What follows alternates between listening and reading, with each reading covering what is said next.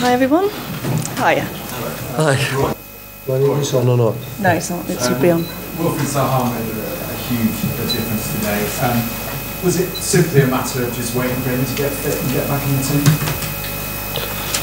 Well, I'm a little bit disappointed that that's the way you're deciding to go. I thought he was excellent. Don't get me wrong. I'm delighted having him back, but I thought it was a good team performance. I think it's a little bit unfair that such a good performance that we all feel very proud of. It's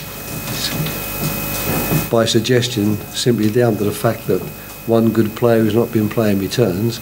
I would rather to sort of flag up the fact that I thought our defending was excellent from the first minute to the last. I thought our midfield passing and movement was very good, and the two front players, both Andros and Wilf, they made a big difference to our play, by their ability to run with the ball and beat people with the ball, but also by their ability to run behind people and use their pace.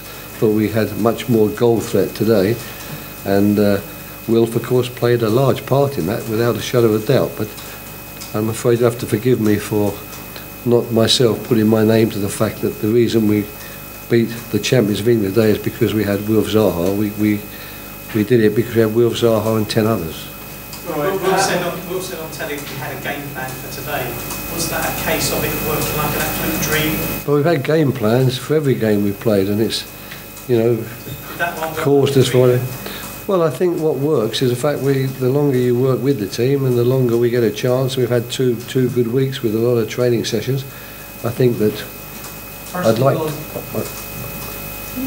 like to think that we are understanding more what we need to do as a team when we've got the ball, but also when the opponents have got the ball. But in actual fact, I think all tactics really have to be based on very solid principles, and we need to understand how we're going to defend and what we need to do to defend and what we need to do when we attack. And then of course there are sometimes minor tweaks of which we are to some extent obliged to do certain things because we only have one out-and-out centre forward in the club. Everyone recognises a centre forward, and he won't be playing for another 3 or 4 weeks, so that option does not exist tactically for him. First 3 goals of the season are 3 points against the champions. Do you think this is the new beginning for Crystal Palace, and do you think it should be more? Well, I think that's greedy when you start saying it should be more, and we did have a lot of chances, but they had chances too. But we certainly wouldn't have had to apologise had we scored 4 or 5 goals today, because the goal chances really were pretty clear cut. But I'm more than happy that we got one more than them. When it comes to season starting, I don't embrace that idea, or I don't subscribe to it. I think for me a championship is 38 matches, and each match is its own particular story, and sometimes it's a good story like it is for us today. We'd like to read that chapter again, but unfortunately next Saturday there's another chapter, there's another story, and it would be very foolish to start thinking that because we've won the game today, and I thought we won it deservedly against a very good team, that doesn't mean to say we'll win against Newcastle or West Ham. We've got to go back to the square one, realise what we've done well and what we need to continue to do well to give us this victory, and make sure we reproduce it.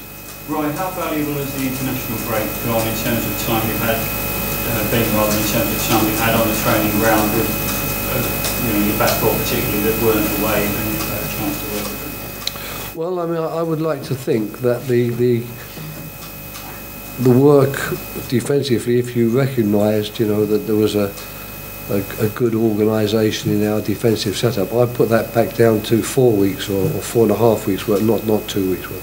Of course, we worked on it during the break. We didn't go away. We didn't give the players extra days off. We actually worked every day except the normal 1 day off a week, which players have anyway. And in those training sessions, we did exactly what we've been doing in the training sessions before Manchester United and before Manchester City. But I think that the longer you work, the more consistent your message, the more you you hammer home, if you like, some of the messages which you regard are important. With a little bit of luck, they sink in. Well, how will you celebrate? Was it champagne, fish and chips, or took a tea? I haven't really thought about it. No, I haven't thought about it, to be perfectly honest. I mean,